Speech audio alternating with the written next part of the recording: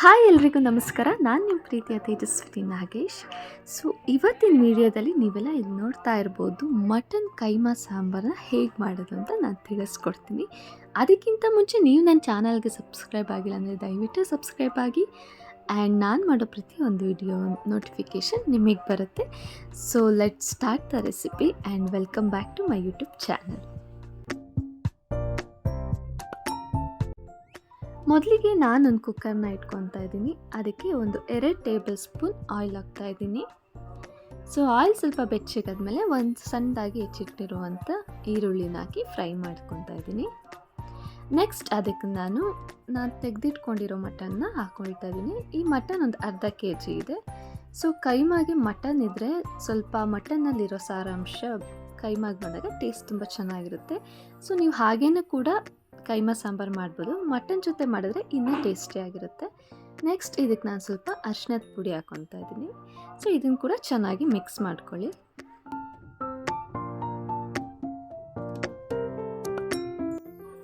So mix ಎಲ್ಲ ಮಾಡಿದ್ಮೇಲೆ ಒಂದು ಲಿಡ್ ಕ್ಲೋಸ್ ಮಾಡಿ ಇಟ್ಬಿಡಿ. ಅದು ಚೆನ್ನಾಗಿ ಬೇಯುತ್ತೆ. ನೋಡಿ ಈ ಥರ ಅದು ಬೇಯ್ತಾ ನೀರು ಬಿಟ್ಕೊಳ್ತಾ ಇರುತ್ತೆ ಮಟನ್ನು. ಸೊ ಮಧ್ಯೆ ಒಂದ್ಸಲ ಮಿಕ್ಸ್ ಮಾಡ್ತಾಯಿರಿ. ಆ್ಯಂಡ್ ನೆಕ್ಸ್ಟ್ ಹಾಗೆ ಒಂದ್ಸಲ ಮುಚ್ಚಿಟ್ಬಿಡಿ. ನೆಕ್ಸ್ಟ್ ನಾವಿಲ್ಲಿ ಮಸಾಲೆಗೆ ರೆಡಿ ಮಾಡ್ಕೊಬಿಡೋಣ.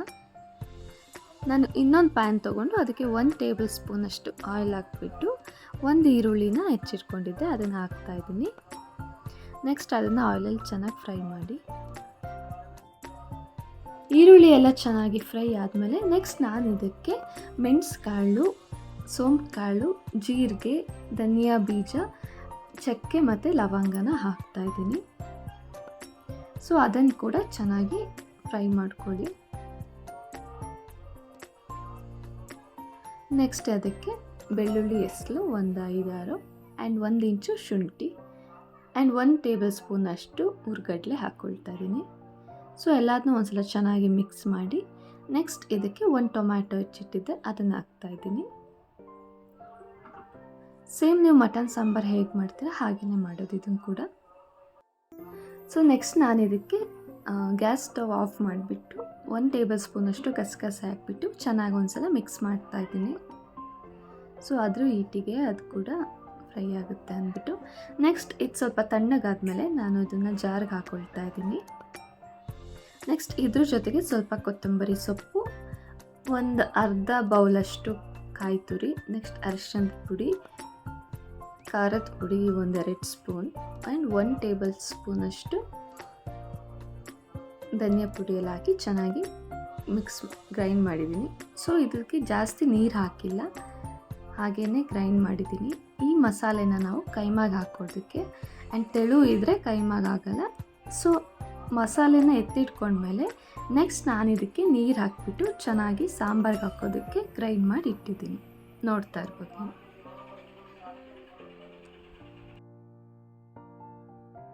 ನೆಕ್ಸ್ಟ್ ಇಲ್ಲಿ ಮಟನ್ ಬೇಯ್ತಾ ಇತ್ತಲ್ಲ ಅದಕ್ಕೆ ನಾನು ಆ ಮಸಾಲೆನ ಹಾಕ್ತಾಯಿದ್ದೀನಿ. ಸೊ ನೋಡಿ ನೀರೆಲ್ಲ ಹೀರ್ಕೊಂಡು ಹೇಗೆ ಗಟ್ಟಿ ಆಗಿಬಿಟ್ಟಿದೆ ಅಂದ್ಬಿಟ್ಟು. ಸೊ ಈ ಥರ ಚೆನ್ನಾಗಿ ಬೆಂದಿದ್ರೆ ಸಾಂಬಾರು ತುಂಬ ಟೇಸ್ಟಿಯಾಗಿ ಬರುತ್ತೆ. ಸೊ ನೆಕ್ಸ್ಟ್ ಇದಕ್ಕೆ ನಾನು ಮಸಾಲನೆಲ್ಲ ಆ್ಯಡ್ ಮಾಡ್ತಾಯಿದ್ದೀನಿ. ಸ್ವಲ್ಪ ಚೆನ್ನಾಗಿ ಮಿಕ್ಸ್ ಮಾಡ್ಕೊಳ್ಳಿ. ನೆಕ್ಸ್ಟ್ ಮಿಕ್ಸ್ ಮಾಡಿ ಅದನ್ನು ಕುದಿಯೋಕ್ಕೆ ಬಿಟ್ಟಿದ್ದೀನಿ. ನೋಡಿ ಕುದೀತಾ ಇದೆ.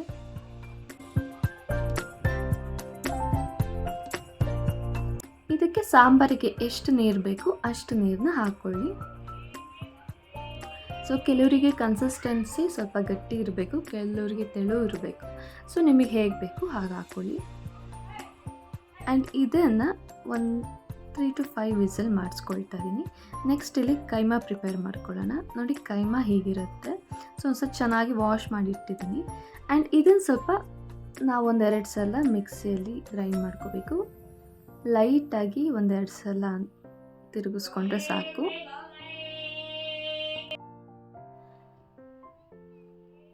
ಸೊ ಇದನ್ನೆಲ್ಲ ಅಂಟ್ಕೊಂಡಿತ್ತಲ್ಲ ಆ್ಯಂಡ್ ಬಿಡಿಸ್ತಾ ಇದ್ದೀನಿ. ಈಗ ನೋಡ್ತಾ ಇರ್ಬೋದು ನೀವೀಗ 1-2 ಸಲ ಅದನ್ನು ಗ್ರೈಂಡ್ ಮಾಡಿದ್ದೀನಿ ಲೈಟಾಗಿ. ಈ ಥರ ಆದರೆ ಸಾಕು. ನೆಕ್ಸ್ಟ್ ಇದಕ್ಕೆ ನಾನು ಎತ್ತಿಟ್ಟಿರುವಂಥ ಮಸಾಲೆನ ಹಾಕ್ತಾಯಿದ್ದೀನಿ. ಆ್ಯಂಡ್ ಮಸಾಲೆ ಹಾಕಿದ್ಮೇಲೆ ಕೂಡ ಒಂದು ಸ್ವಲ್ಪ ಚೆನ್ನಾಗಿ ಮಿಕ್ಸ್ ಮಾಡಿಬಿಟ್ಟು 1-2 ಸಲ ಲೈಟಾಗಿ ಗ್ರೈಂಡ್ ಮಾಡಿ. ತುಂಬ ಗ್ರೈಂಡ್ ಮಾಡಿಬಿಟ್ರೆ ಅದು ಮುದ್ದೆ ಥರ ಆಗಿಬಿಡುತ್ತೆ. ಸೊ ಲೈಟಾಗಿರ್ಬೇಕು ಈ ಥರ.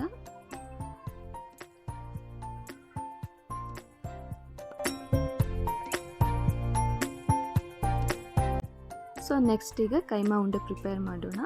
ಒಂದು ಪ್ಯಾನ್ಗೆ ಅದನ್ನೆಲ್ಲ ಹಾಕ್ಕೊಳ್ತಾ ಇದ್ದೀನಿ, ಗ್ರೈಂಡ್ ಮಾಡಿರೋ ಅಂಥ ಕೈಮಾನ. ಒಂದ್ಸಲ ಚೆನ್ನಾಗಿ ಕೈಯಲ್ಲಿ ಹಾಗೆ ಮಿಕ್ಸ್ ಮಾಡ್ಕೊಳ್ಳಿ ಈ ಥರ. ನೆಕ್ಸ್ಟ್ ಇದಕ್ಕೆ ಒಂದು ಮೊಟ್ಟೆ ಹಾಕ್ತಾ ಇದ್ದೀನಿ. ಕೆಲವ್ರು ಮೊಟ್ಟೆ ಹಾಕೋದಿಲ್ಲ, ಹಾಗೇನೆ ಮಾಡ್ತಾರೆ, ಬಟ್ ನಾನು ಹಾಕ್ತಾ ಇದ್ದೀನಿ. ಸೊ ಮೊಟ್ಟೆ ಜೊತೆ ಒಂದ್ಸಲ ಚೆನ್ನಾಗಿ ಮಿಕ್ಸ್ ಮಾಡ್ಕೊಬಿಡಿ.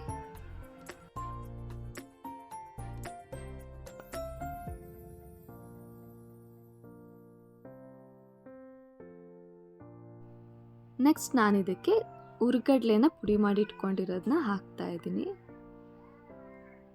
ಸೊ ನಿಮಗೆ ಅದು ಕನ್ಸಿಸ್ಟೆನ್ಸಿ ಹೇಗೆ ಕೈಮಾ ಉಂಡೆ ಕಟ್ಟಬೇಕು ಆ ಥರ ಅದು ಕನ್ಸಿಸ್ಟೆನ್ಸಿ ಬರಬೇಕು.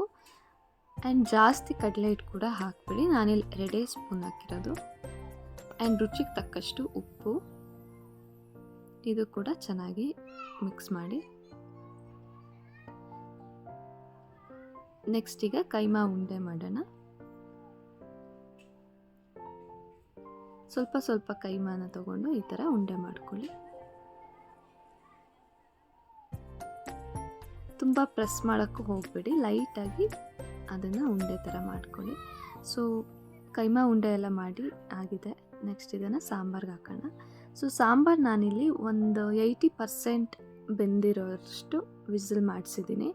ಸೊ ನೆಕ್ಸ್ಟ್ ಕೈಮಾ ಹಾಕಿ ಇನ್ನು ಉಳಿದಿದ್ದನ್ನ ಬೇಯಿಸೋದಕ್ಕೆ.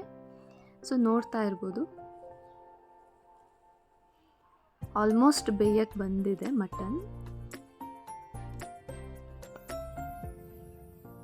ನೀವು ಫಸ್ಟೇ ತುಂಬ ಬೇಯಿಸ್ಕೊಂಡ್ಬಿಟ್ರೆ ಅದು ಕಲಸೋದಂಗಾಗುತ್ತೆ. ನೋಡಿ ಆಲ್ಮೋಸ್ಟ್ ಬೆಂದಿದೆ, ಪೀಸ್ ಆಗ್ತಾ ಇದೆ ಮಟನ್ ಪೀಸಸ್ ಎಲ್ಲ. ಸೊ ಇಷ್ಟ ಆಗಿದ್ರೆ ಸಾಕು. ನೆಕ್ಸ್ಟ್ ಕೈಮಾ ಹಾಕಿ ಒಂದು 3 to 4 ವಿಸಿಲ್ಸ್ ಮಾಡ್ಕೋಬೋದು.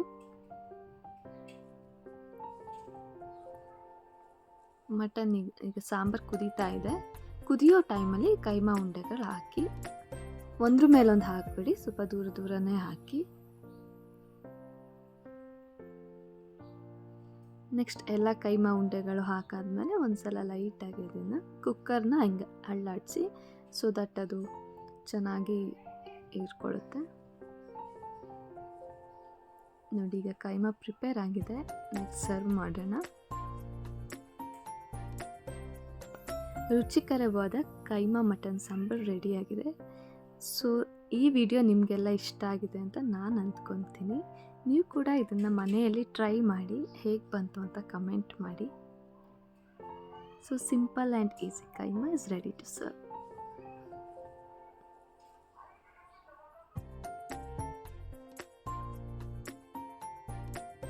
Thank you so much for watching. Please do subscribe to my channel.